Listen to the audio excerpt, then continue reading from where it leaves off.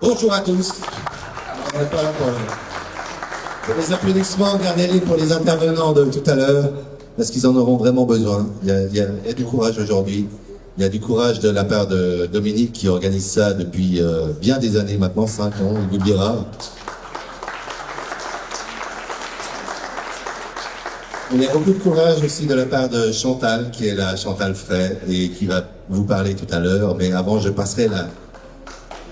On peut, oui, déjà l'applaudir, vraiment les encourager. Et il y a beaucoup de courage de votre part d'être venu malgré la chaleur, malgré le plein été.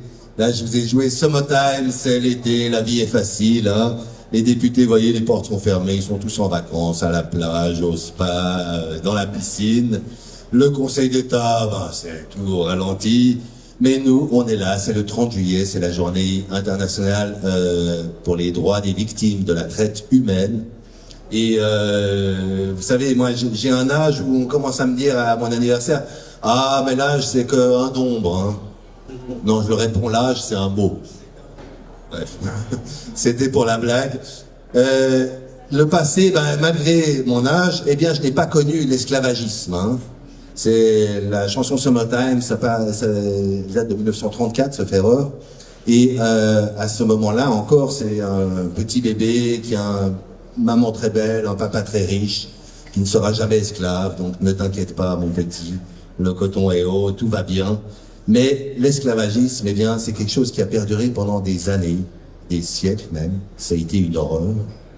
Et ça a été aboli. Et tout ça, ben, il y a personne n'est assez vieux peut-être ici pour l'avoir connu vraiment, pour avoir connu cet abolissement, cette avancée dans l'humanité.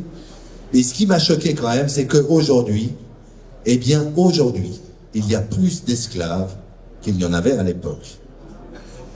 Parce qu'on a une population plus grande et l'esclavagisme a continué. Et tout ça, c'est de la traite humaine, c'est vraiment un commerce qui est vraiment inquiétant parce qu'il s'occupe de personnes, de revendre des personnes, mais aussi d'enfants. Et pour vous parler de tout ça, eh bien, voilà, c'est un commerce qui se chiffre en milliards. Il y a quelque part des chiffres là, je sais pas où. Vous connaissez la différence entre 1 million et 1 milliard?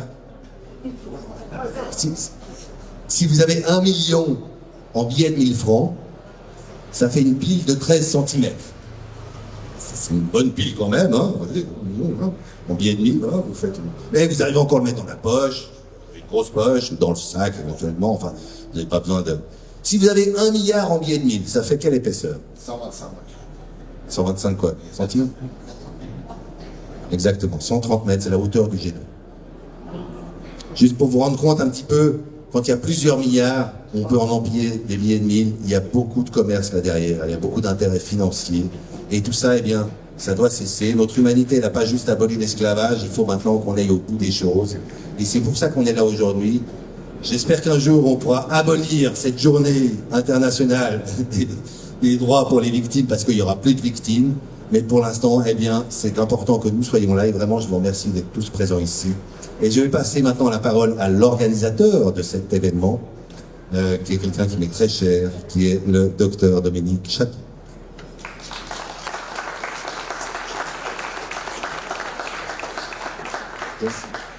J'espère que j'arrive à parler bien dans le micro. Merci Olivier. Merci à tous d'être là.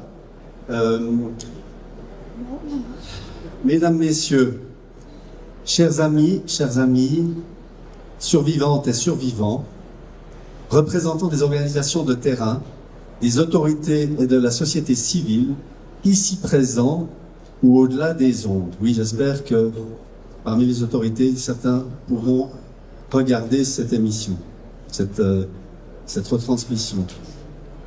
Nous sommes réunis aujourd'hui à Genève, le 30 juillet 2026, pour la 13e journée mondiale pour la dignité des personnes victimes de la traite des êtres humains, dont la première a eu lieu le 30 juillet 2014. Cette journée a été instituée par l'Assemblée générale des Nations unies en 2013. Depuis 2020, nous nous rassemblons à Genève chaque année, tout d'abord à la Place des Nations et depuis 3 ans ici au canon de l'Hôtel de Ville.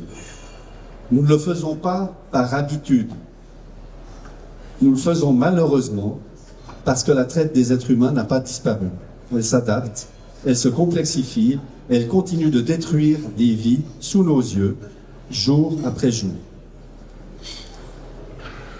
J'ai pensé intéressant, pour l'introduction à ce rassemblement, de voir ce qu'il en était des informations officielles transmises par des organismes comme les Nations Unies et certains organismes présents sur Internet. Cette revue ne se veut pas exhaustive sans doute, mais elle me semble refléter assez bien l'état officiel de la situation. Nous verrons à la fin qu'il existe en cela 2 belles taches grises, blanches, noires, aveugles, comme vous l'entendrez, dans ce panorama, des territoires apparemment inconnus, mais dont nous connaissons l'existence et qui seront mieux précisés par nos 2 éminents orateurs me suivant, Olivier Pahu et Chantal Frey. Genève n'est pas un lieu neutre, sauf à considérer comme certains qu'elle serait au centre du cyclone qui dévaste nos sociétés. C'est le siège de nombreuses institutions internationales qui ont pour mandat la protection des droits humains. C'est cependant aussi une ville où, comme partout ailleurs, la traite existe. Selon les données de la plateforme Traite, le réseau suisse qui regroupe le FIS, qui est le Centre d'assistance aux migrants et aux victimes de la traite des femmes, en Suisse allemande, ASTRE, Association de soutien aux victimes de traite et d'exploitation, dans le canton de Vaud, le CSP, Centre social protestant à Genève, partout que je bouge, Antena Maïdé au Tessin et Avit, Association valaisanne de soutien aux victimes et témoins de traite des êtres humains. 201 nouvelles victimes ont été identifiées en Suisse en 2024. 73% d'entre elles sont des femmes. Elles viennent de 54 pays, principalement du Nigeria, de la Colombie, de la Hongrie. Ces chiffres ne représentent que la partie visible, comme le souligne la plateforme elle-même. Ils ne reflètent qu'une fraction de la réalité. À l'échelle mondiale, l'Organisation internationale du travail estime à 26,6 millions le nombre de personnes victimes de traite. 77% sont en situation de travail forcé. 23% sont victimes d'exploitation sexuelle, soit plus de 6 millions. 57% sont des hommes et des garçons, 43% des femmes et des filles. Dans l'exploitation sexuelle, 78% des victimes sont des femmes et des filles. Dans le travail forcé, 67% sont des hommes et des garçons. Les enfants représentent une proportion croissante des victimes détectées. Ces chiffres ne sont pas abstraits. Derrière chaque statistique se trouve une personne privée de liberté, de dignité et souvent de toute perspective d'avenir.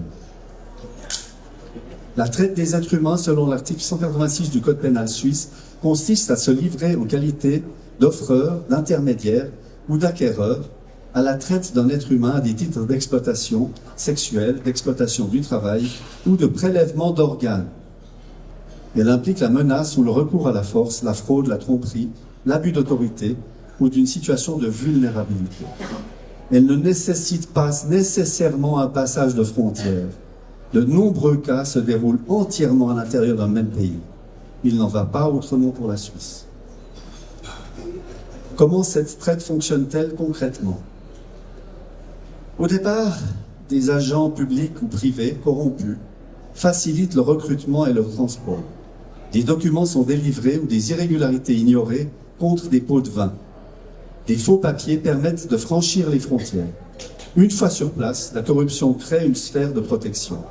Des inspections sont falsifiées, des enquêtes freinées, des activités illégales ignorées. Les trafiquants agissent alors avec une relative impunité. Les profits générés servent à corrompre davantage d'agents. C'est un cycle. L'Organisation des Nations Unies contre la drogue et le crime l'a documenté avec précision dans son étude Hidden Links, Corruption and Human Trafficking. Sans corruption, les réseaux de traite auraient beaucoup plus de difficultés à opérer à grande échelle, à déplacer des victimes et à échapper à la justice. C'est un fléau. En Suisse, les formes d'exploitation sont multiples. L'exploitation sexuelle touche principalement des femmes et des filles de 17 à 25 ans, recrutées par de fausses promesses d'emploi ou de mariage, dépouillées de leurs papiers à l'arrivée et contraintes de travailler dans des salons de massage, des clubs ou sur la voie publique pour rembourser une prétendue dette. L'exploitation par le travail concerne les migrantes placées dans l'hôtellerie, restauration, la construction ou le travail domestique, souvent sans salaire digne, sans repos, sous menace et isolement. Les enfants sont particulièrement vulnérables. L'adoption illégale, mariage forcé, exploitation sexuelle, mendicité forcée ou commission d'infractions. Le trafic d'organes reste heureusement marginal en Suisse, mais il est explicitement prévu par le code pénal. Les trafiquants n'ont pas de profil unique. Ils peuvent être des membres d'organisations criminelles transnationales, des réseaux locaux des familles, des entrepreneurs, des propriétaires de restaurants ou de salons, ou même des personnes proches des victimes. Leur point commun est le profit. Ils utilisent la force, violence physique et sexuelle, la fraude, fausses promesses d'emploi, d'éducation, de vie meilleure, et la coercition, confiscation de documents, menaces d'expulsion, chantage, isolement, dette. L'exploitation d'un mineur à des fins sexuelles commerciales constitue une traite, que la force, la fraude ou la coercition ait été utilisée ou non. L'exploitation d'un mineur à des fins sexuelles commerciales correspond à une traite. Les conséquences pour les victimes sont dévastatrices. Blessures, infections, absence de soins médicaux, anxiété, dépression, troubles de stress post-traumatique, problèmes de sommeil et de mémoire, endettement, perte de logement, difficulté d'accès à l'emploi et à l'éducation.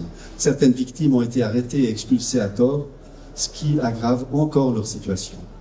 Les survivantes et survivants rapportent souvent que la corruption a aggravé leur souffrance. Les personnes censées les protéger ont fermé les yeux ou exploité leur vulnérabilité. Parmi les personnes qui ont survécu à des formes particulièrement extrêmes d'exploitation organisée, certaines témoignent d'abus qui se sont déroulés dans un cadre rituel ou occultiste. Des survivantes et survivants, y compris en Suisse et en Europe, décrivent des violences systématiques, parfois multigénérationnelles, combinant torture, contrôle psychologique intense et mise en scène idéologique. Ces récits, portés notamment par des personnes qui ont choisi de parler publiquement, expriment une souffrance réelle et profonde. Ils rappellent que l'exploitation peut prendre des formes encore plus destructrices lorsque s'y ajoute la terreur psychologique et la dissociation. Ces témoignages ne constituent pas le cœur du phénomène global de la traite, qui reste avant tout un crime organisé, motivé par le profit et facilité par la corruption. Ils méritent cependant d'être entendus avec sérieux, sans être rejetés a priori, ni transformés en théorie globale, non étayée.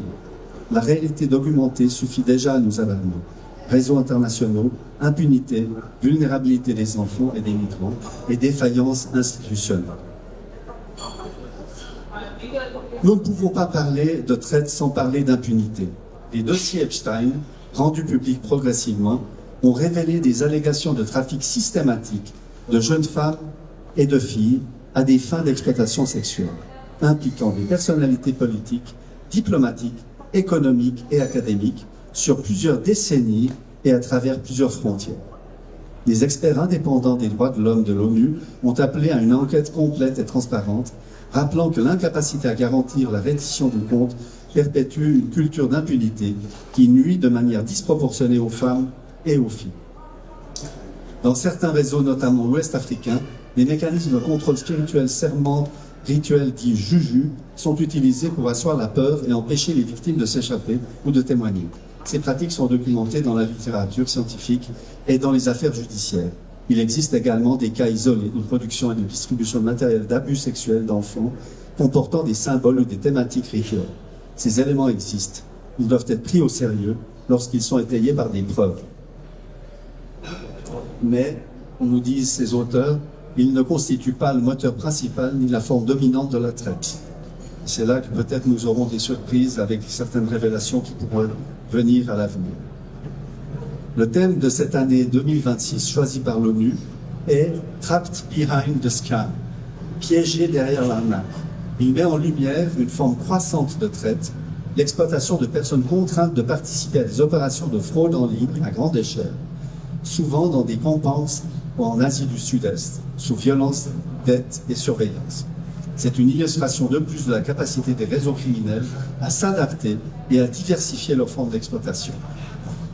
Pour rompre ce cycle, plusieurs pistes sont essentielles, telles que la formule de l'UNODC, protéger les institutions contre la corruption par des mesures préventives fondées sur les risques, élargir les enquêtes, traiter les affaires également comme des affaires de corruption en utilisant les technologies et les techniques avancées pour mettre au jour des réseaux cachés. Protéger les victimes et les lanceurs d'alerte, mécanisme de signalement sûr, justice centrée sur les victimes, protection efficace des témoins. Renforcer la coopération régionale et internationale, partage d'études de cas, de méthodes d'enquête, de groupes de travail. En Suisse, la police poursuit d'office la traite dès qu'elle en a connaissance. Certains cantons disposent d'unités spécialisées. La plateforme traite et les centres de consultation actifs contre la traite, centre d'aide aux victimes au 142, qui s'appelle ACT 212, offre un soutien concret. Les clients de la prostitution ont un rôle aussi à jouer. Repérer les indices de contrainte, papiers confisqués, surveillance excessive, impossibilité de refuser des pratiques, et orienter vers l'aide sans agir à l'insu de la personne concernée. Mesdames, Messieurs, chers amis, survivants, la traite des êtres humains n'est pas une fatalité. Elle prospère là où la corruption, l'indifférence et l'impunité existent. Elle recule là où les institutions sont protégées, où les enquêtes sont élargies, où les victimes sont placées au centre et où la coopération internationale est réelle. J'en ai fini par ma revue de la situation telle qu'exposée officiellement par les instances de l'ONU et autres. En commençant cet exposé, j'ai fait allusion à 2 taches grises ou aveugles dans tout cela. Quelles sont-elles? Eh bien, j'y vois premièrement les problèmes que rencontrent les familles face à la machine étatique de soi-disant protection de l'enfance, qui donne tous les signes d'être en grande partie corrompue de l'intérieur, comme nombreux le dénoncent actuellement, même en France, mais là aussi en Suisse, et Genève n'est pas épargnée. À quand un audit sérieux sur ces services de l'État? Deuxièmement, toute la question considérée comme controversée et peu crédible par nos autorités et les médias mainstream, qui jusqu'ici sont clairement considérés comme relevant de la mythomanie ou d'autres délires de personnes manquant de crédibilité, mais qui sont dénoncés depuis des années et des années par des personnes courageuses comme Chantal Frey, Anneke Lucas et tant d'autres.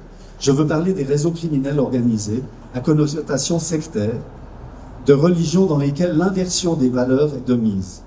Il est vrai que ce que ces lanceuses d'alerte rescapées dénoncent est inaudible, tellement inacceptable que l'on ne peut imaginer que cela soit minimalement possible. Et donc on le rejette sans plus de considération. Pour ne pas l'avoir vécu, je ne sais pas dans ma chair ce dont il s'agit vraiment. Je ne peux que me sentir horrifié, ému au plus profond de moi, ébranlé, en considérant la possibilité que cela soit vrai. Tout insupportable que cela m'apparaisse dans mon ressenti. Mais lorsque je connais personnellement des personnes comme Chantal Frey qui en témoignent, soit par des prises de parole, soit par des documents audiovisuels, 50 Voices, soit par l'écrit, son 2e livre vient d'être publié en français, je ne peux que reconnaître que j'ai une personne équilibrée face à moi et que je ne trouve pas d'éléments susceptibles de me faire douter de son témoignage. Nous sommes donc ici pour rappeler que chaque victime a droit à la dignité, à être écoutée et entendue, qu'elle a droit à la protection, à la justice et à la réparation. Nous sommes ici pour soutenir des organisations de terrain qui travaillent au quotidien, et j'aimerais citer ici aussi le CID, Comité international pour la dignité de l'enfant, présidé par l'admirable Georges Glatz, qui nous avait fait le plaisir de faire une communication ici même, à bientôt 80 ans. Nous sommes ici pour exiger que les États, y compris le nôtre, renforcent les moyens d'enquête, la formation et la coordination. Nous sommes ici pour refuser que le silence et la corruption continuent de protéger les trafiquants, particulièrement dans la maltraitance des joyaux de notre société, que sont les femmes et les enfants, que nous devons, nous, protéger prioritairement. Ça m'émeut beaucoup. La dignité et la protection due ne sont pas de vains slogans. Cela doit être un engagement, plus particulièrement revenant aux hommes qui se doivent de les garantir aux femmes et aux enfants dans toute société civilisée qui se respecte. Aujourd'hui, demain et chaque jour qui suit, agissons en conséquence. Je vous remercie.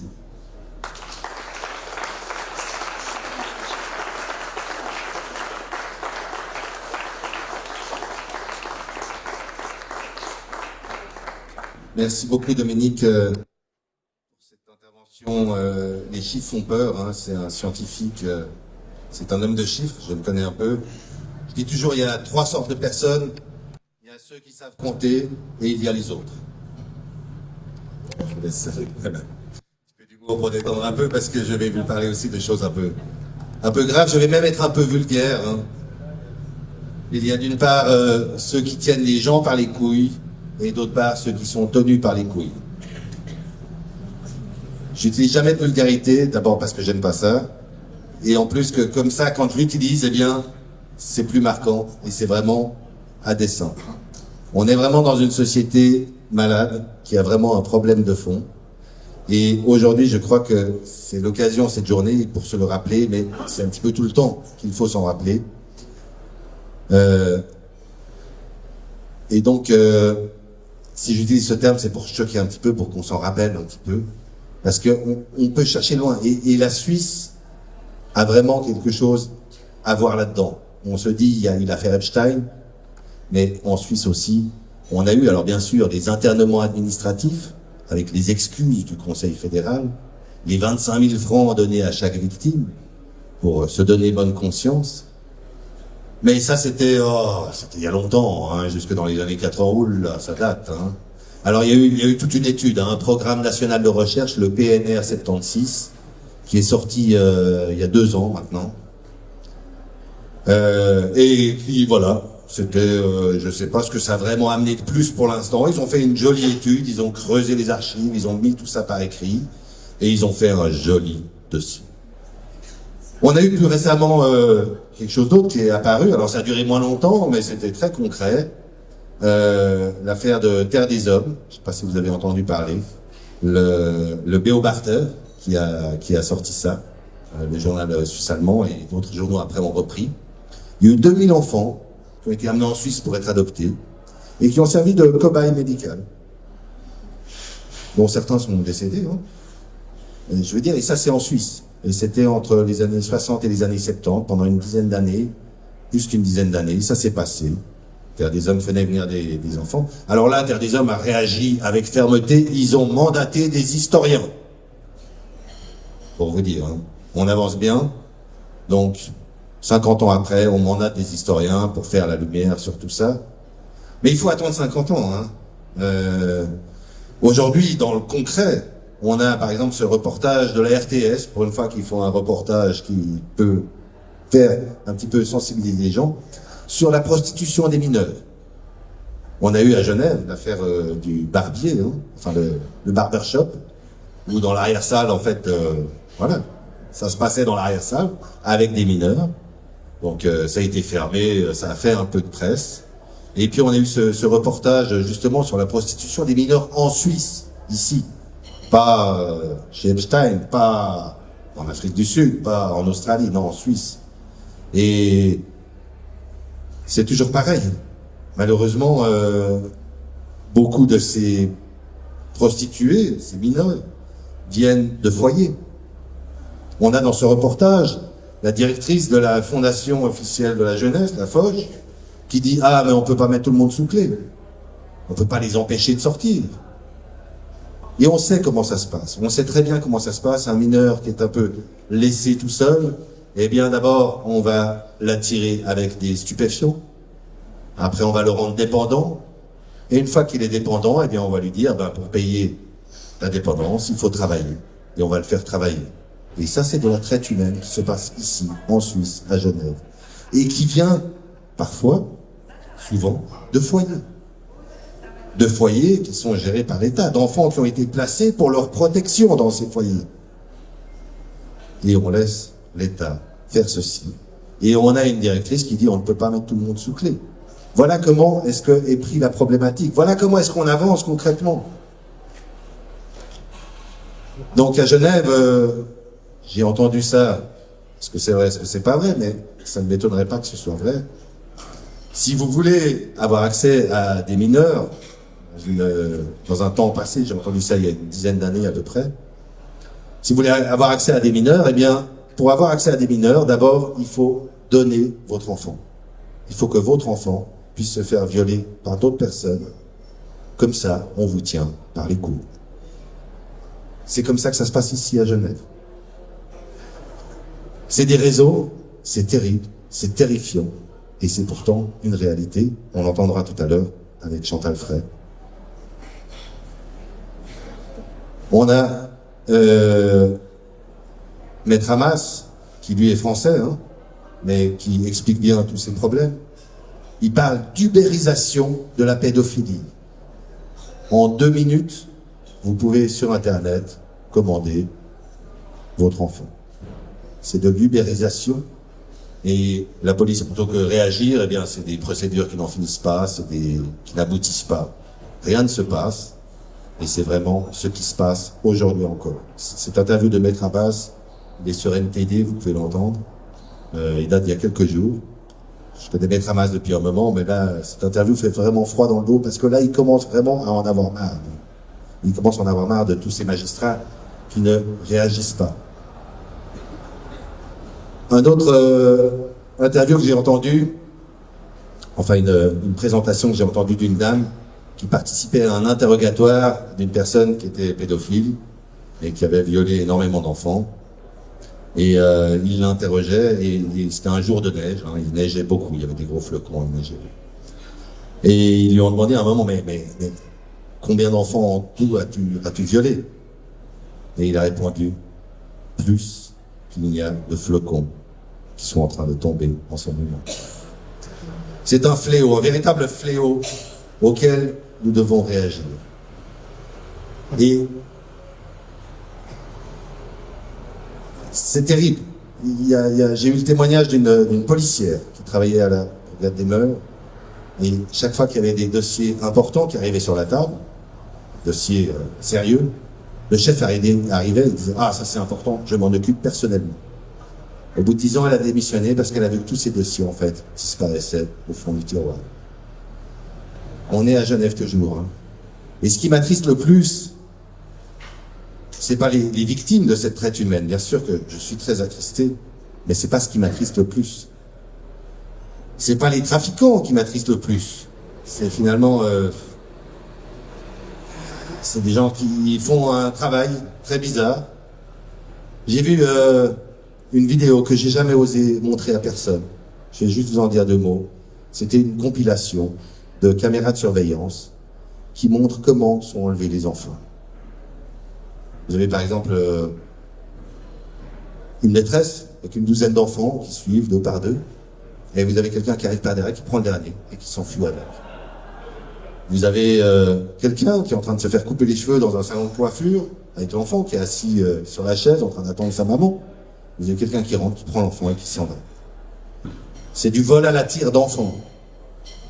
Ça, c'est le quotidien. Il faut savoir que, en fonction de la couleur de l'enfant, en fonction de son âge, de son sexe, s'il est métis, il y a des prix différents. C'est pas les mêmes prix. Il y a un marché. Si vous voulez ça, ah, c'est plus cher. Ah, ça c'est plus. Les bébés, c'est encore un autre prix. Il y a cette histoire qu'on a entendue dans le film Grâce à Dieu. Je sais pas si vous avez vu ce film, mais c'est un très bon film pour sensibiliser les gens à ce problème dans l'église, notamment. Et dans l'église, ils pensaient que, ah, mais les bébés, jusqu'à 6 mois, de toute façon, ils se rappellent pas. Donc c'est pas grave. Tout ça aujourd'hui, je suis navré de vous parler de tout ça, mais on est ici pour prendre conscience un petit peu de toute cette problématique de l'humanité, de cette détresse qu'on a. Et de nouveau, ce qui m'attriste le plus, c'est pas les victimes, c'est pas les trafiquants, c'est même pas les pédophiles qui finalement sont des personnes malades, qui ont un problème. C'est souvent même, dans certaines familles, à l'éducation qu'on les entraîne à devenir pédophiles. C'est pas non plus les sacrificateurs, parce qu'on parle aussi de sacrifice d'enfants. Sacrifice. On tue les enfants. Mais ceux qui les sacrifient, ben, soit tu sacrifies, soit tu es sacrifié. Chantal en parlera bien mieux que moi. Ce qui m'attriste le plus, c'est pas qu'on soit dans la Genève internationale, qui devrait être modèle, qui devrait montrer au monde entier comment réagir à tout ça. C'est pas des choses qui sont inconnues, qui sont pas connues. Non. C'est pas ce qui m'attriste le plus. Genève pourrait vraiment faire quelque chose dans ce domaine, pourrait vraiment être un fer de lance. Mais non, c'est pas ce qui m'attriste le plus. Ce qui m'attriste le plus, c'est pas ces députés, en vacances, impassibles, auprès de qui on a présenté plusieurs pétitions. J'ai été avec une maman qui n'a pas vu ses enfants une seule fois, et donc les enfants n'ont pas vu leur maman une seule fois, depuis plus de 1000 jours. 1000 jours, ça fait presque 3 ans. Tous ceux qui ont des enfants, ils comprennent ce que ça veut dire. Ne pas voir une seule fois ses enfants, alors que c'est un droit international, il y a un traité international du droit des enfants, qui n'est pas respecté ici à Genève. Et pendant que je présente ça, pendant que cette maman fait son témoignage auprès de 12 députés d'une commission des pétitions, ces gens sont impassibles. Certains regardent leur téléphone portable. Ils en ont mais à peu près rien à faire. Et c'est pas ça qui m'attriste le plus. C'est pas le fait que, après, on a bu un verre ici avec la maman, et les députés sont sortis après. Ce qui m'attriste le plus, c'est pas de les voir rigoler en sortant comme des gamins qui sortent d'une école alors qu'ils viennent d'avoir le témoignage d'une maman qui n'a pas vu ses enfants. C'est pas ça qui m'attriste le plus. Ça m'attriste, bien sûr. C'est pas le Conseil d'État qui m'attriste le plus, hein. Je veux dire, pensez à la retraite. Antonio, si tu m'entends, je veux dire, il est heureux maintenant. 50 ans sa retraite, il a fait son boulot. C'est un collège, et pourtant, personne ne bouge. On a Delphine Bachmann qui nous a montré que même au Conseil d'État, le congé maternité fonctionne. C'est bien, l'économie fonctionne.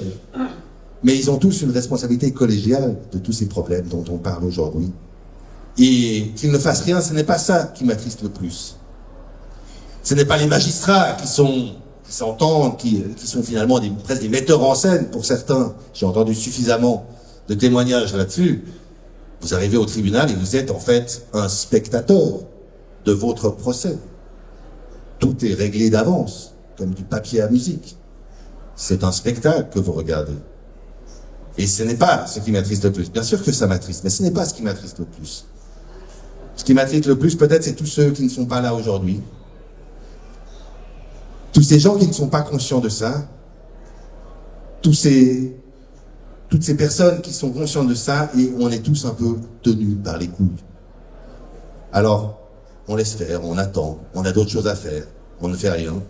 Et vraiment, j'ai beaucoup d'admiration pour Dominique, qui est un médecin, sexologue sur la place publique, et qui met vraiment sa réputation en jeu.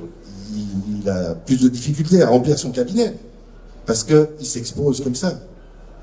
C'est jamais gratuit quand on s'expose comme ça, c'est toujours une mise en avant. Et c'est ça, je pense, qu'il faut vraiment prendre comme exemple. Moi-même, j'essaye d'être un exemple, hein. J'ai fait plusieurs candidatures. On a fait l'année passée 3 pétitions qu'on a déposées. 3 pétitions, 2 ont été virées. Et la 3e, elle n'est pas encore décidée, mais la 3e, elle est pour le PNR 76. En fait, on n'aurait pas dû déposer cette pétition. C'est les députés eux-mêmes qui auraient dû dire. Mais il y a eu un programme national de recherche. Il y a eu des résultats. Maintenant, prenons ces résultats et travaillons avec. C'est un outil de travail. Ce n'est pas aux citoyens de devoir aller poser une pétition pour dire « Eh oh, il y a eu un programme national de recherche. Ce serait bien que vous commenciez à utiliser ces résultats parce que c'est de l'argent public qui a été fait exprès pour être un outil de pilotage politique. » Mais non, il faut faire une pétition. On est encore dans l'attente de savoir si cette pétition sera votée oui ou sera votée non. Alors aujourd'hui, j'ai rédigé une nouvelle pétition. Mais je ne vais pas vous demander de la signer. Pas aujourd'hui. Non. Parce que j'ai compris leur combien. À force de déposer des pétitions, en fait, c'est le tout ou rien. Noir ou blanc. S'il y a une virgule, s'il y a un petit mot, s'il y a quelque chose qui dérange, eh bien c'est l'occasion de dire « Ah, mais non, on ne peut pas modifier la pétition, cette virgule, elle n'est pas au bon endroit, donc on refuse la pétition. » C'est pratique de dire non. Ça évite de devoir s'impliquer. Alors, pour cette nouvelle pétition, eh bien, j'ai décidé une autre procédure. J'ai décidé que plutôt que d'amener les choses toutes faites aux députés pour qu'ils puissent trouver la petite virgule qui manque, eh bien, je vais mettre cette pétition en consultation pendant 60 jours, comme ils font avec les lois. Je vais l'envoyer à tous les députés. Vous pourrez aussi la consulter et chacun pourra amener ses éléments. Et les députés pourront réagir. Ah, mais ça, cette virgule, c'est pas au bon endroit, etc. Et comme ça, quand on la déposera vraiment, eh bien, on pourra dire, eh, oh, attendez, vous avez eu l'occasion de corriger les virgules en amont. Donc là, l'idée, c'est de faire cette pétition. Je vais la lancer le 1er août. C'est l'anniversaire de la Suisse, dans 2 jours. Et on va se donner 60 jours jusqu'à fin septembre pour cette consultation. Après ça, on va faire une assemblée citoyenne. J'en ai fait 23. Je commence à avoir l'habitude. On va faire une assemblée où chacun pourra participer encore pour finaliser cette pétition. Et après, on va se donner un mois, de mi-octobre à mi-novembre, pour récolter des signatures. Et on la déposera le 20 novembre, ici, au Conseil d'État, enfin au Grand Conseil, au bureau du Grand Conseil. C'est le jour, le 20 novembre, le jour du droit des enfants. Et cette pétition, eh bien, elle est inspirée de quoi? Elle est inspirée, pas de notre manifestation aujourd'hui, d'une autre manifestation dont vous avez peut-être entendu parler, qui se tient en une lettre, un chiffre, le G7, hein, on en a beaucoup parlé à Genève. Ah, alors ça, les médias, qu'est-ce qu'ils en ont parlé? C'était bien cette Tesla qui brûlait. Ah, c'était la Tesla d'un policier. En plus, c'était parfait qu'elle soit là, quand même. Hein, c'était génial.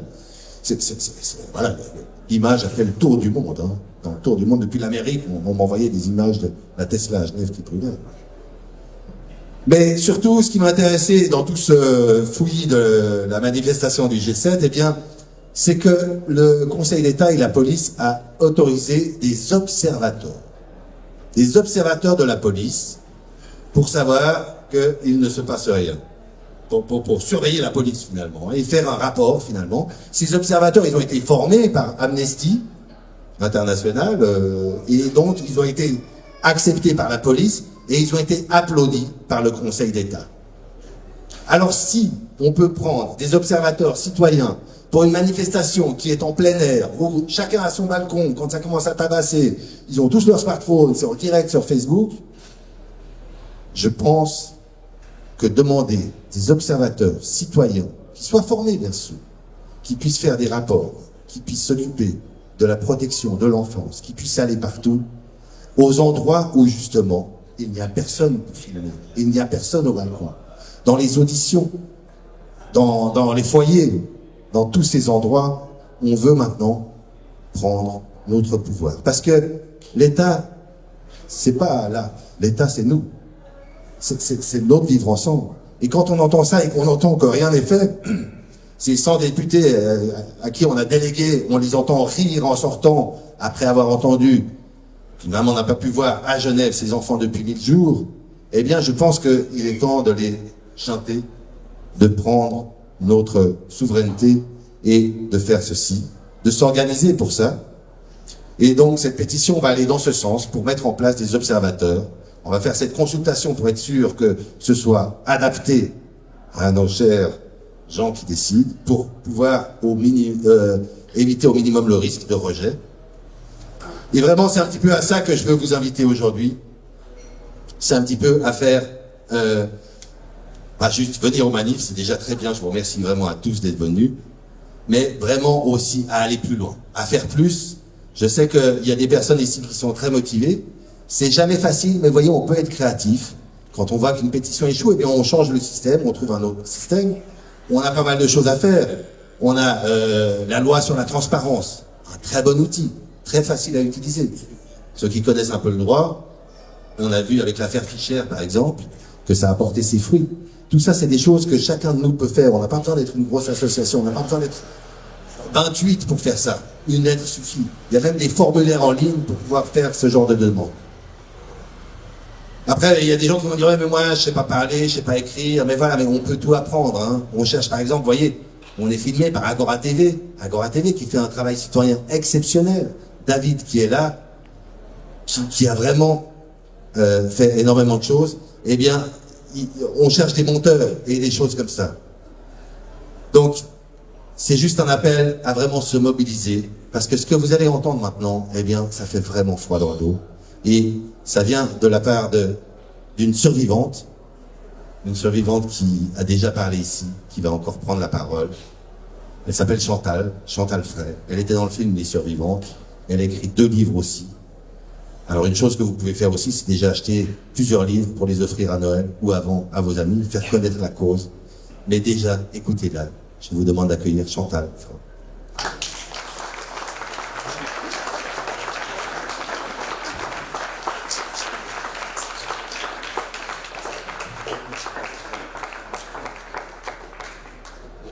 C'est bon.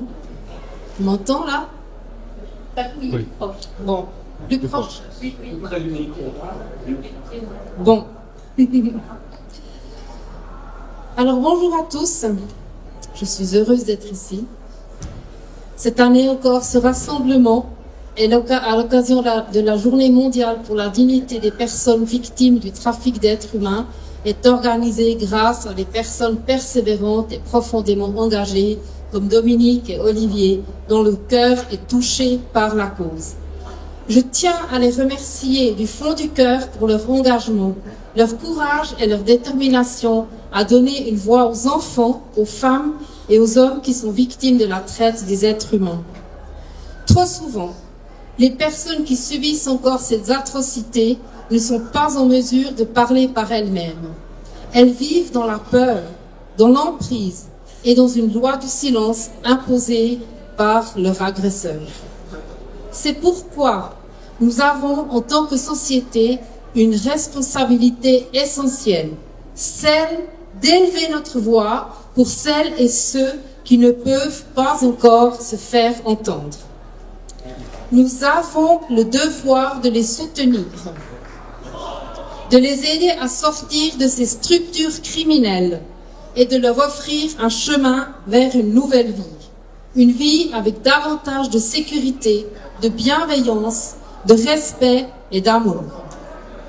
Je suis très reconnaissant de pouvoir prendre la parole aujourd'hui, mais en même temps, je préférerais ne pas devoir le faire. Pourquoi? Car protéger les enfants ne devrait pas être un combat que nous devons mener inlassablement. Cela devrait être une évidence, une valeur fondamentale de notre société. Mon souhait le plus profond est que nous puissions un jour nous réunir, non plus pour dénoncer des violences faites aux enfants, mais pour célébrer le fait que chaque enfant est enfin protégé, respecté et en sécurité. L'union fait la force. C'est le message que je souhaite vous transmettre ce soir. L'union fait la force. Je suis profondément convaincue que chacune et chacun d'entre nous, ici présents, aujourd'hui, avons le pouvoir de contribuer à changer le monde. Peut-être qu'à ce moment précis, certains d'entre vous se disent « Non mais elle exagère, nous n'allons quand même pas changer le monde à nous seuls ». Et pourtant, je suis convaincue, nous en sommes capables. Bien sûr, nous ne changerons pas le monde entier en un seul geste, mais nous pouvons changer le monde d'une personne, de 2 personnes, 3 personnes, et peut-être même encore beaucoup plus. Imaginez ce que nous pouvons accomplir lorsque nous sommes réunis. Ce soir, nous sommes nombreux. Ensemble, nous avons déjà la capacité de changer le monde de centaines de personnes. Et ce n'est que le début. Parce qu'un geste, une action, une main tendue peut en inspirer une autre, puis une autre encore. C'est ainsi que naît l'effet domino. C'est là toute la différence. Seul, notre impact peut sembler limité. Mais unis, nous devenons une force capable de provoquer de véritables changements.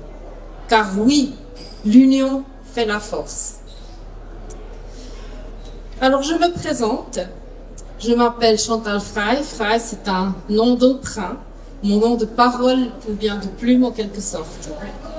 Moi-même, j'ai été victime d'un réseau pédocriminel.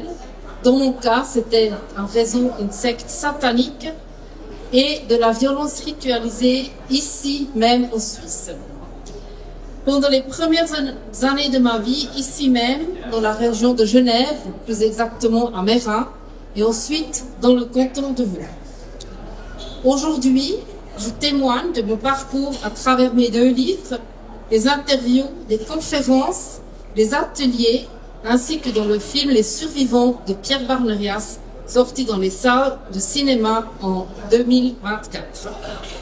Alors nous avons ici Alain qui nous a fait des flyers du film Les Survivantes, qui est dans certains cinémas encore, mais qu'on peut aujourd'hui acheter en VOD. Il a mis le lien derrière.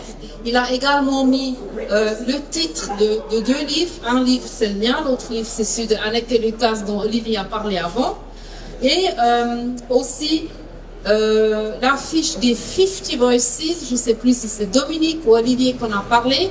50 Voices, c'est un projet qui est porté par moi et où on peut écouter 50 témoignages différents de personnes qui ont subi, qui ont survécu à la violence ritualisée. La violence ritualisée est réelle. Le trafic des êtres humains, des personnes qui sont prises dans ces réseaux pédocriminels est une vérité. Alors je vous invite à aller vers Alain, ou bien Alain, tu les partages un petit peu dans le public.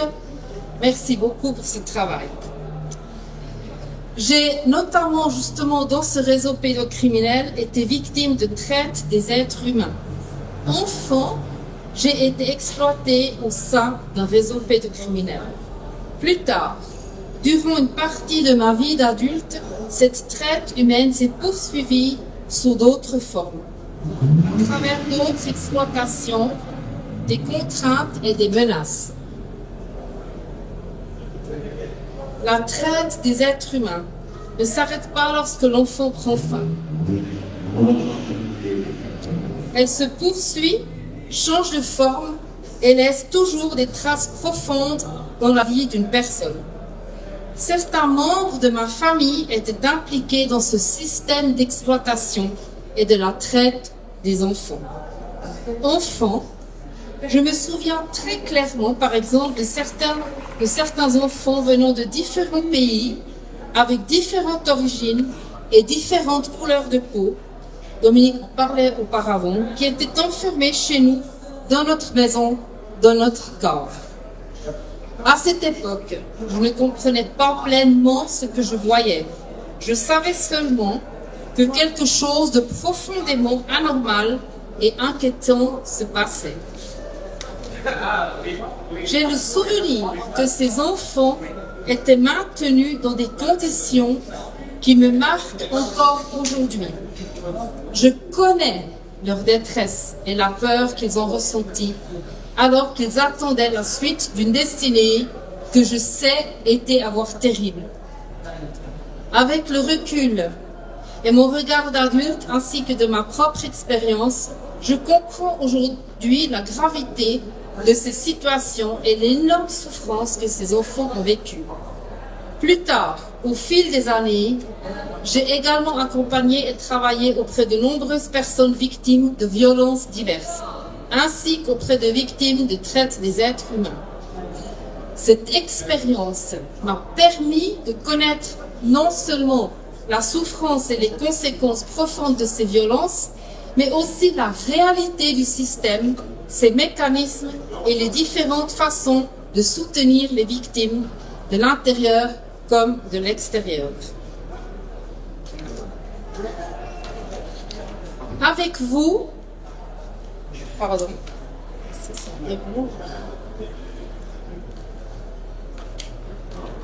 Avec vous ce soir, je voudrais analyser les points suivants.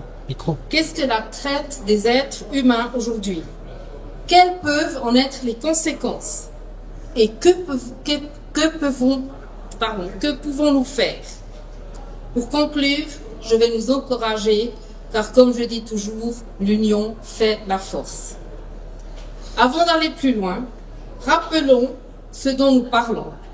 Selon le droit suisse et les Nations Unies, la traite des êtres humains est un crime consistant à recruter, transporter, héberger ou exploiter une personne dans le but d'en tirer profit. Lorsqu'il s'agit d'un enfant, il n'est pas nécessaire de prouver la contrainte ou la violence. Le simple fait de l'exploiter constitue déjà un acte de traite. Un enfant ne peut jamais consentir à son exploitation. Qu'est-ce que la traite des êtres humains aujourd'hui? Lorsque nous entendons le mot traite des êtres humains, nous imaginons souvent des pays lointains. Pourtant, la traite est aussi une réalité suisse, comme nous l'avons entendu auparavant. Elle peut se cacher derrière une vitrine, un chantier, un appartement, un salon de massage, un restaurant, un écran d'ordinateur ou un téléphone portable. Les victimes ne viennent pas seulement d'ailleurs. Elles peuvent être nos voisins, nos élèves, nos collègues ou nos propres enfants. Nous imaginons souvent un esclave avec des chaînes au poignet. Pourtant, aujourd'hui, les chaînes sont parfois invisibles. Elles prennent la forme de menaces, de violences physiques, psychologiques ou de peur. Traite veut dire exploitation. L'exploitation aujourd'hui se présente sous diverses formes. J'aimerais en citer quelques-unes. Premièrement, exploitation sexuelle. C'est la forme de traite la plus connue en Suisse. Des femmes, des hommes et parfois des mineurs sont recrutés par de fausses promesses d'emploi ou d'une vie meilleure. Une fois arrivés en Suisse, leurs papiers sont confisqués, ils sont menacés, endettés, violentés et contraints à la prostitution ou à produire du contenu pornographique. Deuxièmement, exploitation du travail. La traite ne concerne pas seulement la prostitution. Certaines personnes travaillent dans la restauration, l'agriculture, le bâtiment, le nettoyage, les soins à domicile, les salons de massage ou de beauté. Pour des salaires dérisoires, bien entendu, sans liberté de quitter leur employeur, parfois sous des menaces ou dans des conditions inimaginables. Je connais le cas d'un homme, à seulement quelques kilomètres d'ici, qui doit travailler au minimum 16 heures par jour dans un restaurant. Et la nuit, il a le droit à un lit de camping dans la salle du restaurant, même pour se reposer pendant quelques petites heures. Des cas de ce type sont régulièrement identifiés en Suisse. L'exploitation pour mendicité forcée existe également. Les enfants ou des adultes sont amenés dans un pays uniquement pour mendier. L'argent récolté est remis à un réseau criminel. La personne ne reçoit souvent rien pour elle. Ce phénomène est documenté dans plusieurs villes européennes, y compris en Suisse. Un autre point d'exploitation est de contraindre des mineurs à commettre des délits. Certains réseaux utilisent des enfants pour voler à l'étalage, cambrioler, transporter de la drogue, commettre des escroqueries. Ces enfants sont des vraies victimes de traite, même s'ils sont parfois arrêtés comme auteurs de crimes. Il y a aussi l'exploitation domestique. Certaines personnes travaillent comme employées de maison, garde d'enfants ou soins à domicile. Elles vivent enfermées, travaillent 15 ou 16 heures par jour ou même plus, ne sont pas payées correctement, n'ont aucun jour de congé et n'ont pas la liberté de partir. Cela correspond également à de la traite d'êtres humains, car dans ces cas, il existe une exploitation et un contrôle de la victime. Il y a également l'exploitation des mariages forcés. Certaines jeunes femmes ou jeunes filles sont amenées en Suisse ou envoyées à l'étranger pour être mariées contre leur volonté. Ce sont des mariages servant à exploiter la personne. Cela se nomme de la traite des êtres humains. Mais ce n'est pas seulement des personnes qui sont amenées dans des pays étrangers, ça existe également ici en Suisse. J'ai également été mariée par force avec un Suisse dans le cadre d'une église et ça avait l'air, vu de l'extérieur, tout à fait normal. Mais c'était également de l'exploitation. Ensuite, il y a aussi les enfants exploités sur Internet. Aujourd'hui, les enfants sont recrutés, manipulés, contraints de produire des images ou des vidéos sexuelles, parfois diffusées ou vendues dans le monde entier. L'exploitation ne nécessite plus toujours un déplacement physique. Les réseaux utilisent aussi Internet. Les autorités suisses constatent une augmentation de ces infractions. Voici quelques exemples concrets de traite des êtres humains. Pour commencer, je voudrais citer un exemple réaliste, inspiré des situations documentées par les autorités et les organisations de lutte contre la traite des êtres humains.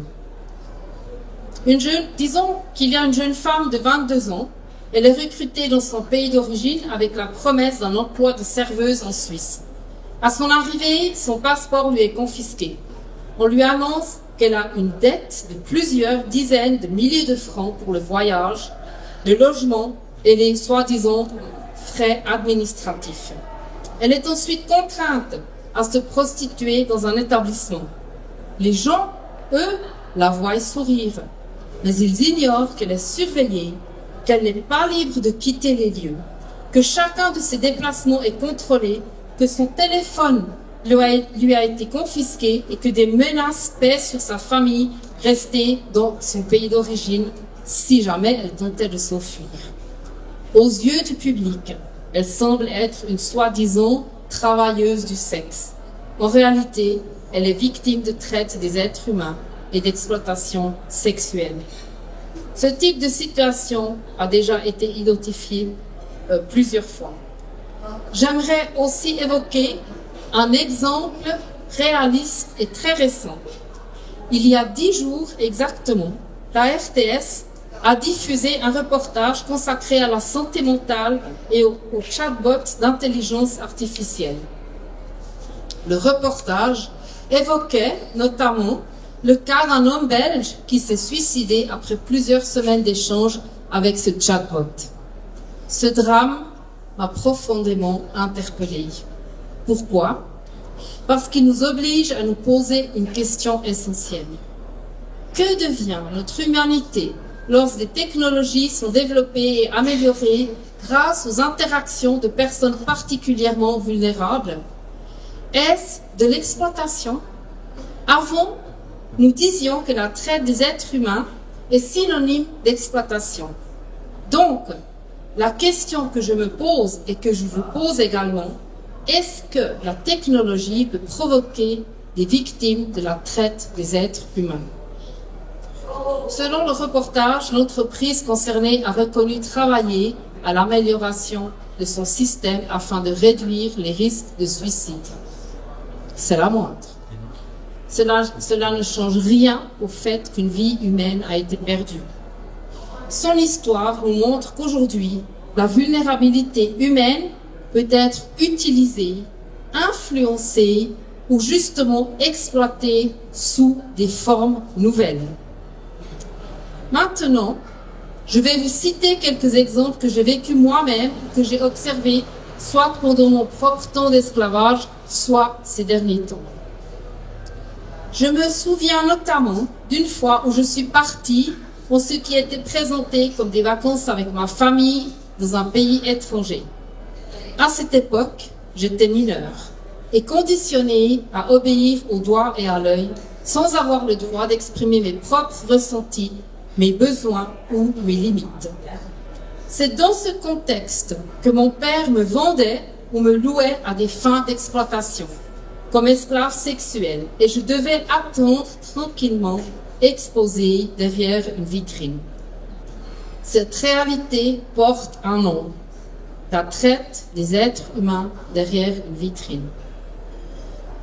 Il y a plusieurs années, donc j'étais enfant, adolescente, dans un appartement voisin de ma famille, des jeunes filles âgées d'environ 10 à 14 ans qui ne parlaient pas français venaient régulièrement en visite pour une certaine période. À nous, les enfants du voisinage, on nous expliquait qu'il s'agissait de jeunes filles qui n'avaient pas accès aux soins médicaux dans leur pays d'origine et qu'elles étaient venues en Suisse pour recevoir des soins. On nous disait également qu'elles n'avaient pas le droit de sortir de la maison. Lorsque les personnes qui étaient censées s'occuper d'elles s'absentaient, une autre personne était désignée pour veiller sur elles. Ce qui m'a marqué, c'est le silence qui les entourait. Nous ne les entendions jamais parler, jouer, rire, pleurer ou crier. Je peux témoigner de cette situation car j'habitais dans cette même maison. Avec mon regard d'adulte aujourd'hui, je comprends que ces jeunes filles ont été victimes de traite des êtres humains sous mes yeux et sous les yeux d'autres personnes. Elles ont également été victimes de traite d'organes, ce que je sais aujourd'hui avec mes recherches et dont j'ai été, en tout cas pour l'une des filles, témoin moi-même à l'âge de 10 ans. Ici, en Suisse, nous ne savons pas ce que les autres filles sont devenues. Avec cet exemple, je nous rappelle à nous tous une chose essentielle. La traite des êtres humains n'existe pas uniquement ailleurs dans le monde. Elle peut se produire près de chez nous, parfois derrière une porte fermée, dans un silence que personne ne remarque. Cette réalité décrite porte également un nom, la traite des êtres humains dans un appartement. De nos jours, nous savons également que des enfants, des adolescents, mais aussi, comme nous venons de le voir, des adultes peuvent devenir la cible et les victimes du trafic humain orchestré par des prédateurs avec lesquels ils entrent en contact par le biais d'une application, d'un programme ou d'un site internet. Il est tellement triste d'apprendre que certains jeunes mettent fin à leur jour après avoir été en contact avec d'autres sur internet, par exemple.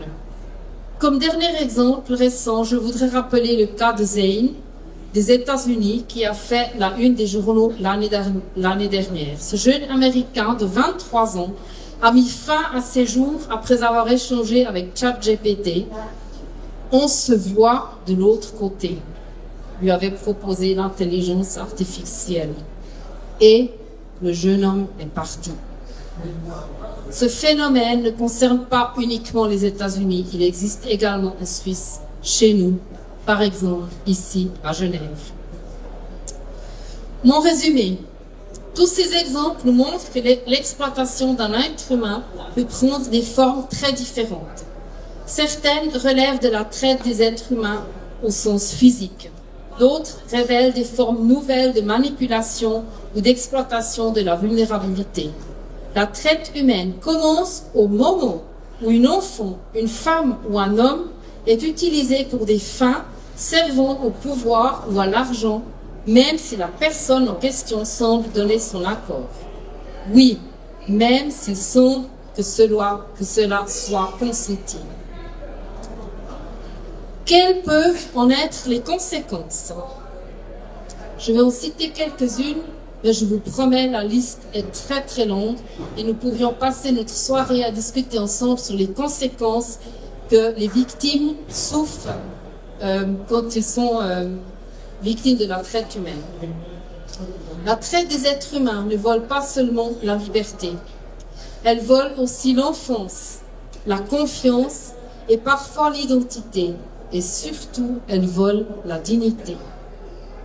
Les conséquences de la traite des êtres humains ne s'arrêtent pas au moment où l'exploitation cesse.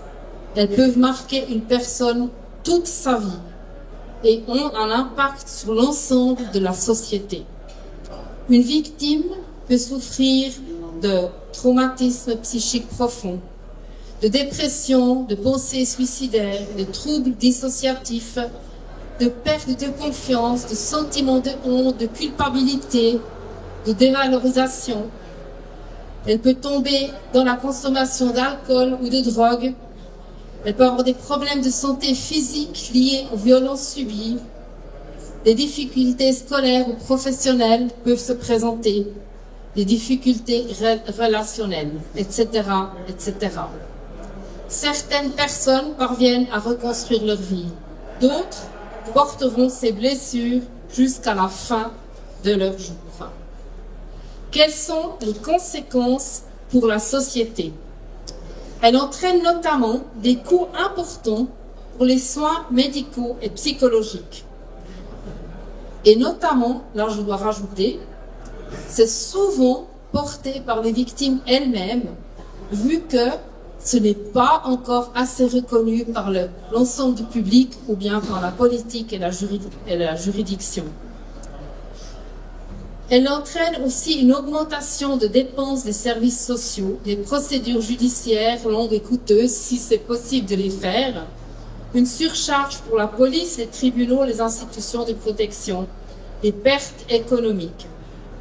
Mais la traite alimente également le crime organisé, finance des activités criminelles, fragilise la confiance dans les institutions, détruit des familles, crée des générations d'enfants traumatisés.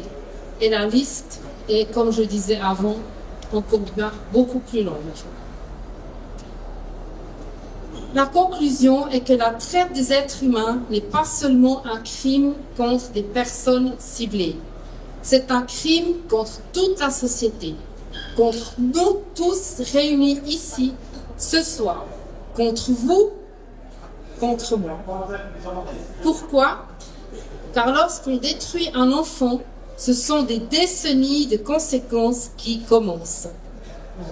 Ce crime détruit des familles, fragilise des communautés et coûte des milliards à nos sociétés. Chaque enfant qui n'est pas protégé aujourd'hui peut devenir un adulte qui souffrira demain. Encore une fois, cette souffrance, qu'elle soit psychologique, sociale, économique ou humaine, nous concerne tous. À présent, permettez-moi de développer quelques points qui me semblent essentiels concernant notre responsabilité à nous tous. Comment pouvons-nous aider ? Premièrement, notre première responsabilité est de ne pas détourner le regard. Chaque fois que nous choisissons de ne rien voir, de ne rien dire ou de penser que cela ne nous concerne pas, nous laissons un peu plus de place aux criminels. Notre deuxième responsabilité est d'écouter les victimes. Une victime qui ose parler prend un risque immense. Très souvent, elle subit des menaces de la part des réseaux criminels de trafic humain. Je sais de quoi je parle. La personne a donc besoin d'être accueillie avec bienveillance, sans jugement, sans moquerie et surtout sans être soupçonnée de mentir. Écouter signifie prendre la parole au sérieux et permettre qu'elle soit examinée avec amour, avec bienveillance et professionnalisme. Notre troisième responsabilité est de nous informer. Comme nous l'avons examiné avant, la traite des êtres humains ne ressemble pas toujours à ce que l'on imagine. Elle peut se cacher derrière une relation amoureuse manipulatrice, un emploi trop beau pour être vrai, une exploitation sur Internet, dans un appartement ordinaire ou une situation de violence familiale. Plus nous connaissons les mécanismes de ces crimes, écoutez-moi bien, plus nous connaissons les mécanismes de ces crimes, plus nous sommes capables de repérer les situations à risque. Voilà pourquoi je vous parle aujourd'hui. J'aimerais répéter cette phrase très importante pour moi. Plus nous connaissons les mécanismes de ces crimes, plus nous sommes capables de repérer les situations à risque. Notre quatrième responsabilité est de partager nos inquiétudes. Lorsqu'un enfant semble en danger ou une personne adulte, lorsqu'une situation paraît inquiétante, il s'agit de partager les informations avec des personnes dignes de confiance. Pourquoi ? Parce que parler peut sauver une vie. Parler peut sauver une vie. Enfin, notre cinquième responsabilité est de soutenir la reconstruction des victimes.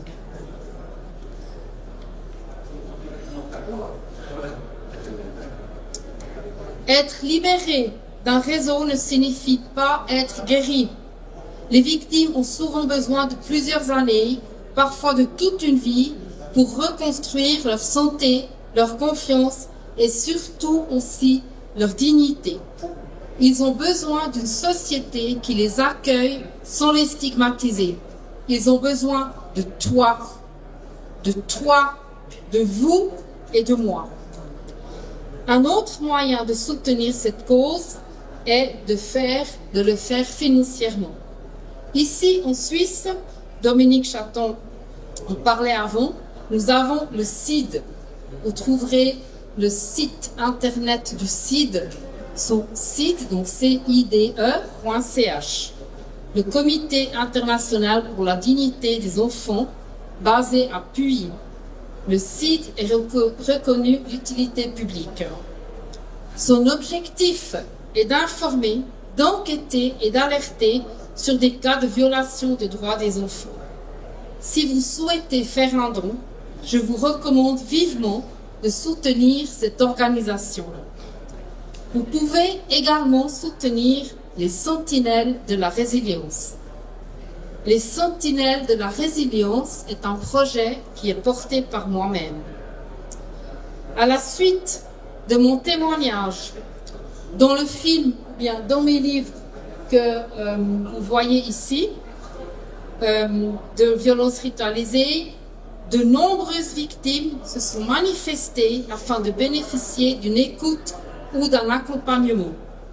Je vous promets, toutes les semaines, je reçois des mails ou des appels téléphoniques de survivants ou de victimes des réseaux pédocriminels ou bien justement de la traite des personnes humaines. Je développe, donc avec mon équipe des Sentinelles de la Résilience, je développe une démarche visant à soutenir ces personnes dans leur parcours de reconstruction. Le CID soutient mon initiative. Les personnes qui souhaitent y contribuer peuvent effectuer un don. Vous trouverez les informations bancaires sur le site du CID sous la rubrique Dons. D'ici quelques semaines, vous trouverez également une page consacrée aux Sentinelles de la Résilience sur mon site internet. Je voulais l'avoir fait jusqu'à ce jour aujourd'hui, mais malheureusement, je n'ai pas réussi. Mais d'ici quelques semaines, vous pourrez consulter mon site internet et vous aurez les informations sur les Sentinelles de la Résilience. Les personnes intéressées, soutenantes ou celles qui connaissent quelqu'un ayant besoin d'aide peuvent s'adresser directement au CID ou en cas de violence ritualisée aux Sentinelles de la Résilience. Je vous invite également à venir prendre une carte de visite vers Lydia.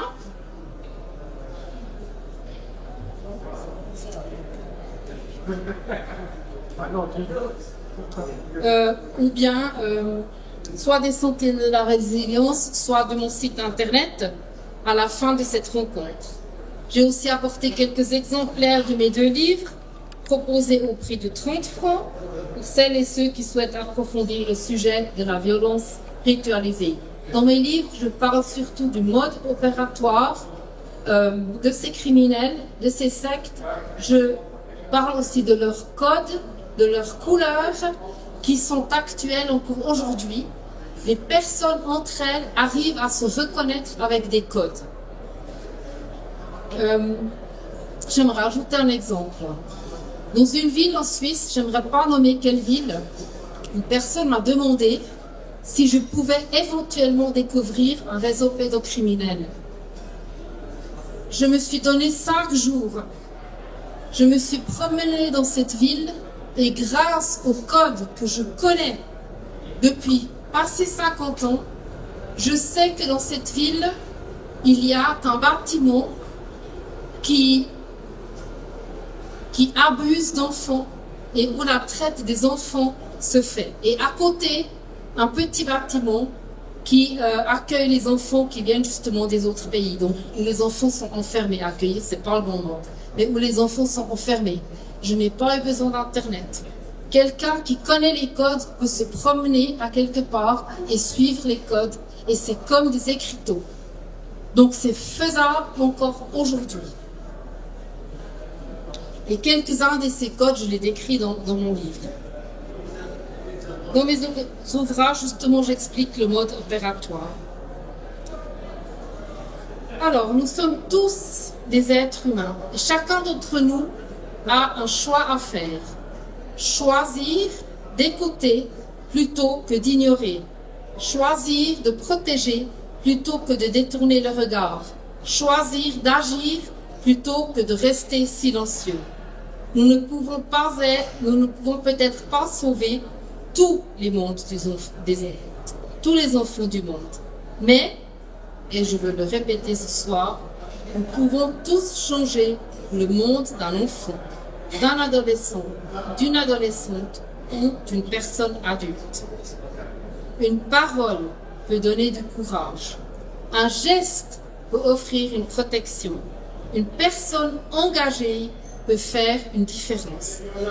Mais lorsque nous unissons nos voix, nos forces et nos actions, alors nous devenons une véritable puissance de changement. L'union fait la force. C'est ensemble que nous pouvons briser le silence. C'est ensemble que nous pouvons protéger les plus vulnérables. C'est ensemble que nous pouvons offrir un espoir à celles et ceux qui n'ont plus la force de parler ou qui ne peuvent pas parler du tout. Je vous remercie sincèrement d'être présent ce soir, de m'avoir écouté, de votre engagement et de votre soutien envers les victimes de la traite des êtres humains.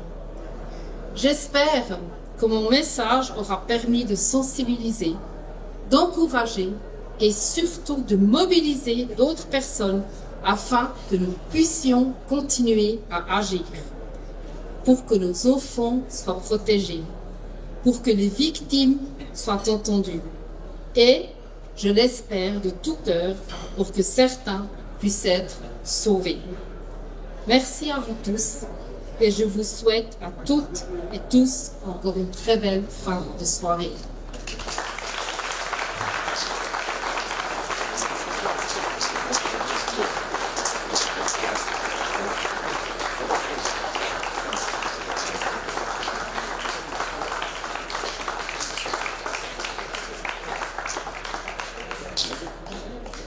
Merci beaucoup Chantal. C'est voilà, un vaste programme, beaucoup de choses à entreprendre. Je pense que l'année prochaine, on n'aura pas encore fini de résoudre cette problématique. Donc vous pouvez déjà marquer le 30 juillet prochain. Pour soutenir ça aussi, vous voyez, notre shérif national à chapeau qui va retirer et puis placer là. On est encore là un petit moment, on a une petite demi-heure, assez petite, qui nous reste. Voilà, on n'est pas en train de faire un brouiller. Pour être ensemble ici encore, s'il y en a qui veulent aller boire un verre ou discuter encore, on est là. Je remercie vraiment à tous ceux qui sont venus parce que c'est pas facile au milieu de l'été de se mobiliser, de venir, de prendre le temps, de venir, de rester aussi, d'écouter. Donc vraiment, je vous remercie vraiment du fond du cœur parce qu'on est toujours un peu inquiet avant une manifestation comme ça, de savoir est-ce qu'on sera tout seul, est-ce qu'il y aura énormément de monde. Donc vraiment merci d'avoir fait le déplacement. Il y a beaucoup de personnes aussi qui voulaient parler, qui auraient voulu parler. N'hésitez pas à nous contacter assez tôt, qu'on puisse s'organiser. On peut faire aussi d'autres manifestations. Le 20 novembre, il y aura celle du droit des enfants. Donc restez marquez aussi déjà cette date. Ce sera sûrement ici aussi, parce que ce sera l'occasion de remettre la pétition à ce moment-là. Ceux qui sont intéressés à participer à la consultation de la pétition aussi, vous pouvez s'annoncer vers moi. Et puis maintenant, on va rendre les studios. Merci à Agora TV d'avoir été présent, presque en direct, et à Dominique Chaton d'avoir organisé ça. Et surtout, voilà, ne baissons pas les bras, soyons unis. L'union fait la force, comme l'a si bien dit Chantal.